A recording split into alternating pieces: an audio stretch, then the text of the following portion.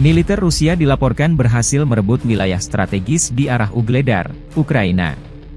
Pasukan Rusia mengibarkan bendera mereka di atas atap pemukim berbenteng di sepanjang Jalan Raya Ugledar Konstantinovka 25 Agustus 2024. Wilayah ini dianggap penting karena posisinya yang strategis, memungkinkan kontrol yang lebih besar atas jalur transportasi dan logistik di area tersebut. Pertempuran untuk menguasai daerah ini berlangsung sengit, dengan kedua belah pihak mengalami kerugian signifikan. Pencapaian ini menandai kemajuan lebih lanjut dalam upaya Rusia untuk mengamankan kendali di wilayah timur Ukraina, yang telah menjadi pusat konflik selama beberapa bulan terakhir. Sementara itu, militer Ukraina terus berusaha melakukan serangan balik untuk merebut kembali wilayah yang hilang dan menghentikan laju pasukan Rusia. Rekaman lain, serangan rudal Iskander Rusia tepat sasaran menghancurkan peluncur rudal SAM M270 sistem pertahanan udara kiriman negara-negara NATO.